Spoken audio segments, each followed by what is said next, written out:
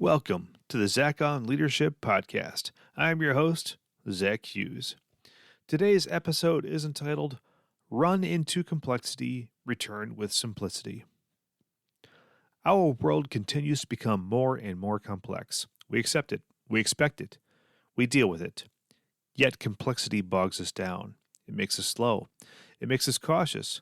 It causes all sorts of unintended consequences and fragility. Simultaneously, we applaud the simple. We embrace it. We yearn for it. We absolutely will pay more for it. Our primitive limbic system is hardwired to conserve energy, and simple is a better use of our finite resources of energy and attention. Technology leaders have a particular role to play in this dynamic. The world is on fire with complexity. Technology leaders run straight into that burning building, hoping to return with something a little bit simpler for the world to use. Like many technology leaders, I take inspiration from Albert Einstein. He had a few things to say about complexity.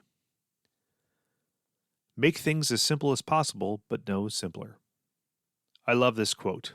It validates the problem that we've identified, but it also acknowledges that we can go too far if we are unwise. As we design solutions to problems, we need to make it easy for the world to use our solutions while respecting the complexity constraints of reality. In other words, some solutions are so simple that they aren't useful or realistic. When that happens, we have attempted to take a shortcut that doesn't really exist. Let me give you an example from transportation. A bike is simpler than a car. A car is more capable than a bike. It also requires special training and licensure to operate. If you open the hood of a car, you realize that it's very complicated. Yet, engineers are developing fully self-driving cars. If they take shortcuts there, we could have tragic safety consequences. While simplicity is the goal, the complexity must be respected. This leads quickly into the second Einstein quote I'd like to explore. If you can't explain it simply, you don't understand it well enough. There are two parts to this idea, communication and understanding. Unfortunately, these two don't always go together, but they should. Some of the smartest people I know are awful communicators. Some of the best communicators I know only have a surface-level grasp of the concepts they speak of. There's no wonder why we have so many problems. We have a long way to go to fully respond to Einstein's challenge.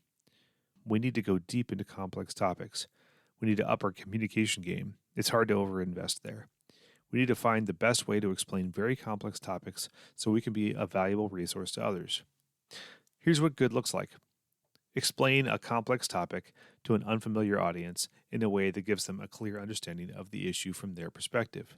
That's good, but not good enough. You also need to be able to answer nearly every question without saying, I don't know, or guessing. If anyone ever says to you, explain this to me like I'm 5, you've got an opportunity to succeed. If you're looking for a little inspiration and laughter, look no further than Oscar's explanation of a budget surplus to Michael in The Office. I'll play the clip now. Here are our final actual costs for this year. Okay. As you can see, we did pretty well. So. Yes, I can see that we did indeed. Why don't you explain this to me like I am an 8-year-old? All right, well, this is the overall budget for this fiscal year along the x-axis. Yes. Right there. There's the x-axis. You can see clearly on this page that we have a surplus of $4,300. Okay. But we have to spend that by the end of the day or it will be deducted from next year's budget. Why don't you explain this to me like I'm 5? Your mommy and daddy give you $10 to open up a lemonade stand. So you go out and you buy cups and you buy lemons and you buy sugar. And now you find out that it only costs you $9. Oh. So you have an extra $1. Yeah. So you can give that $1 back to mommy and daddy. But guess what? Next summer, I'll be 6. and you ask them for money, they're going to give you $9 because that's what they think it costs to run the stand. So what you want to do is spend that $1 on something now so that your parents think that it costs $10 to run the lemonade stand. So the $1's a surplus. This is a surplus. We have to spend that $4,300 by the end of the day or it'll be deducted from next year's budget. Woo. We should spend this money on a new copier, which we desperately need. Okay. Break it down in terms of... okay. I think I'm getting you.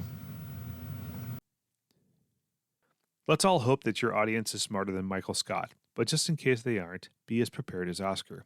He communicated his understanding of a complex topic masterfully. I'm going to keep this podcast episode short. Know your role as a technology leader. Don't fear complexity. Others fear it, but you won't. Understand it and make it simpler, but not too simple.